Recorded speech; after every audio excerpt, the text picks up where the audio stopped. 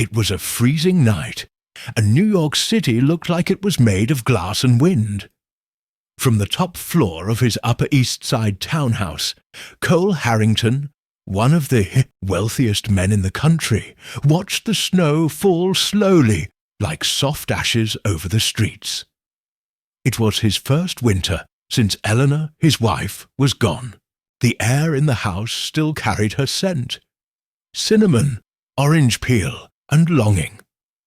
Upstairs, little Maya, 5 years old, was still awake. Cole knew she was pretending to sleep, but the weight of silence was too heavy for rest. He glanced at his phone out of habit, expecting business alerts.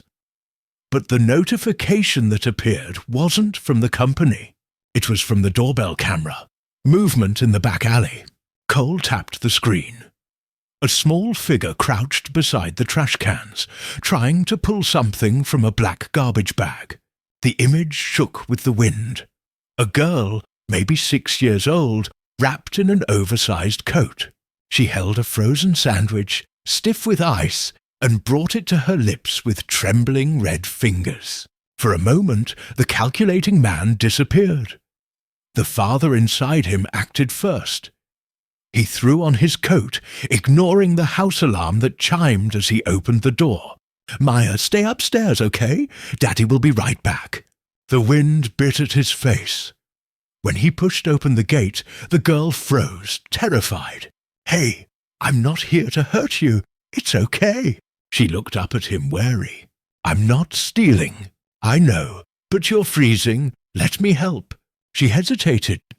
The fear in her eyes was that of someone who had learned to run before learning to trust. Then a small voice called from the upstairs window. "Daddy, is she okay?" The girl turned, startled. Another child, another voice. And maybe, for the first time in a long while, hope. Cole extended his hand. "My name's Cole. What's yours?" "Lena." He smiled gently. "Would you like to come inside? Just for a little while, to get warm." After a long moment, she nodded. Inside, warmth wrapped around them like an invisible blanket. Rafael Ortiz, Cole's head of security, appeared immediately. "Sir, should I call the authorities?" "Not yet. She's just a child." In the kitchen, Cole made hot chocolate. The smell of cocoa and memory filled the air. Lena held the cup with both hands, as if it were something sacred. Maya approached, clutching her stuffed bunny. "Do you like marshmallows?" "I've never had one." "Then you'll try one now." The two girls smiled. Small, hesitant, but real. Cole watched them, and for the first time in a year, the house felt alive again. Hours later, the footage of Cole stepping into the snowstorm went viral. The headline called him the Millionaire of Compassion. Some praised him. Others doubted his intentions. But he didn't care. For the first time, the world could wait. That night, Lena slept in a room filled with fairy lights. Maya insisted she stay close so she wouldn't have nightmares. Cole tucked her in and whispered, "You're safe now." The next morning, Carmen Rivera, a social worker, knocked on his door. "Mr. Harrington, I heard you took in a child." Cole nodded calmly. "She's safe. She slept well." Rivera glanced toward the kitchen, where Lena and Maya giggled over breakfast. Rivera smiled softly. "You did a good thing." But soon the headlines shifted. The tone turned sharper. Hero or PR stunt? Act of kindness or image play? Cole ignored it all. In the quiet of his kitchen, between laughter and the smell of pancakes, he knew one truth. This wasn't charity. It was redemption. Weeks passed. Lena's laughter brought light back into the house, but also drew the world's attention. Cole's company began to lose value. Investors demanded he distance himself from the girl. "You're risking your empire for a child," said Quinn, the board chairman.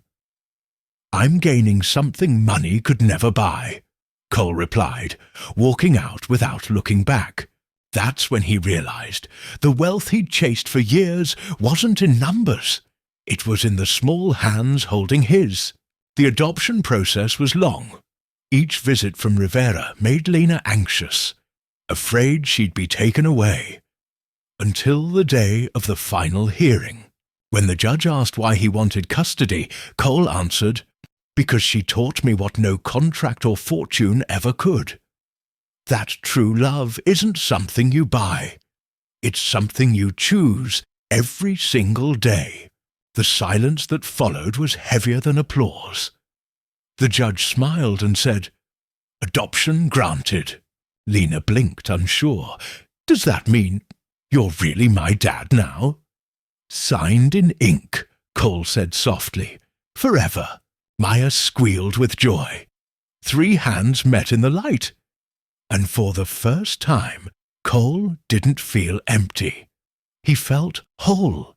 That evening, back in the greenhouse, the tulips had started to bloom. Lena touched a leaf and whispered, "They're growing." "Just like us," said Cole. He opened an old letter from Eleanor. Her handwriting read, "If love ever knocks again, open the door, no matter who stands there." He smiled, glancing at the 2 girls. And in that quiet, he knew love had returned. Not as it once was, but as it was meant to be. The city had begun to thaw. Snow melted into silver puddles along the curbs. And for the first time in months, the Harrington house felt alive, not with noise, but with warmth. Maya and Lena filled the halls with laughter that made even the old portraits on the walls seem to smile. Cole watched them from the kitchen doorway.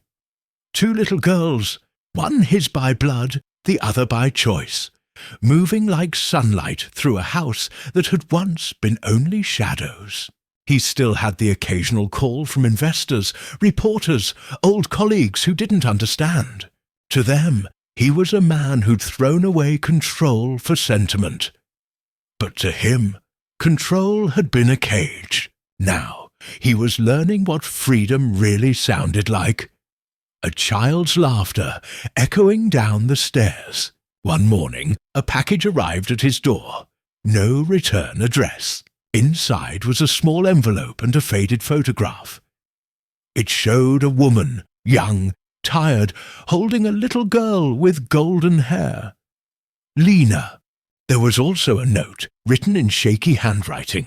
"If you found her, please take care of her. I couldn't. Tell her. I tried." Cole sat down, the weight of it all pressing against his chest.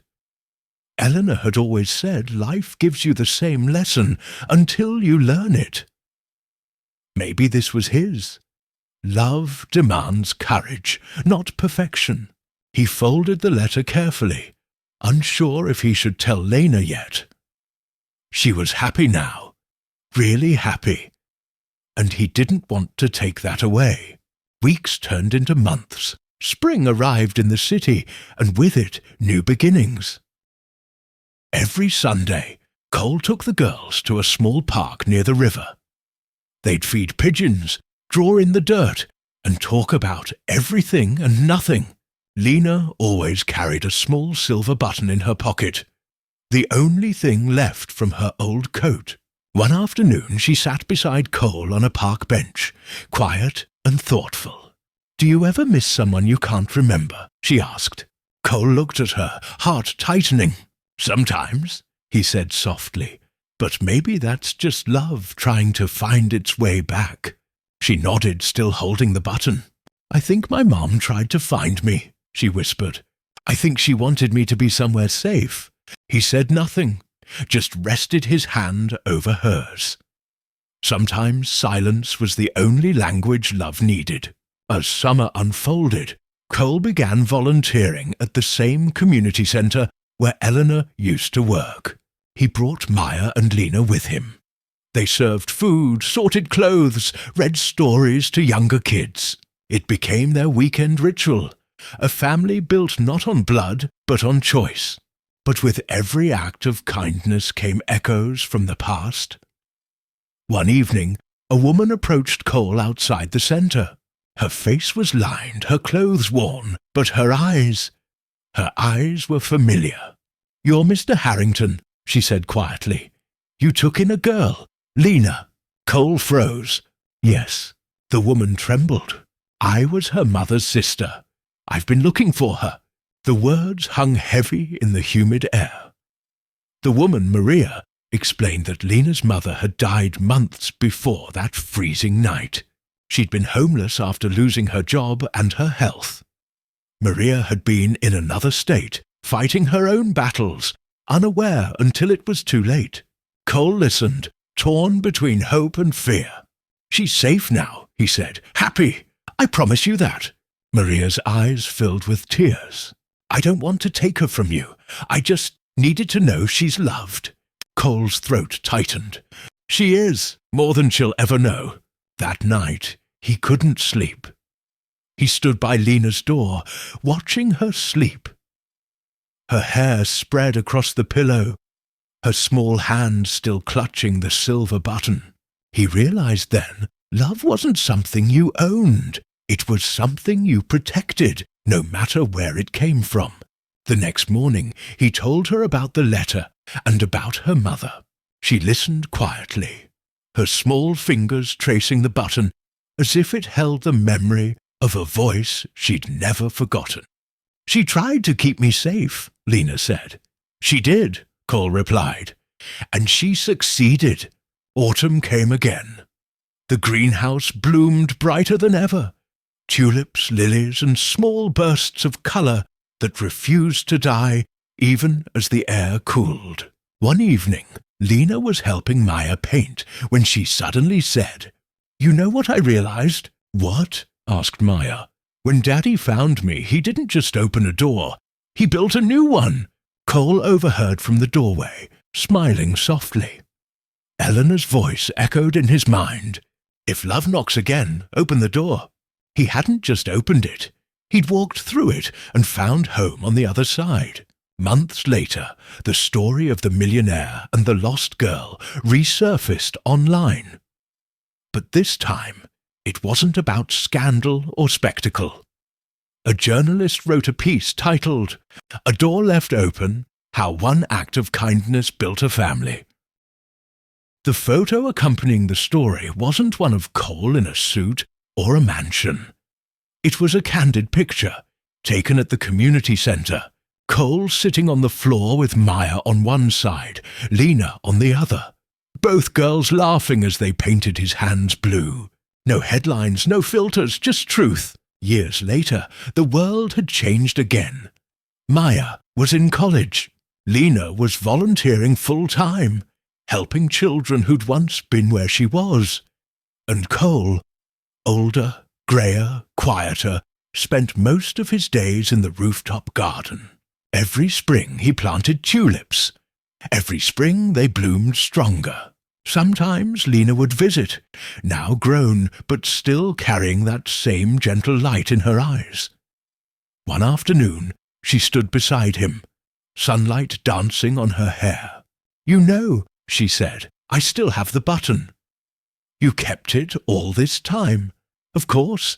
It reminds me that someone opened a door." He smiled. "Then I guess I did something right." She looked at him for a long moment before saying softly, "You didn't just open a door, Dad.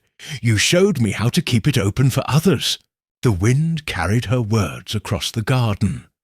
The tulips swayed as if they'd heard and understood.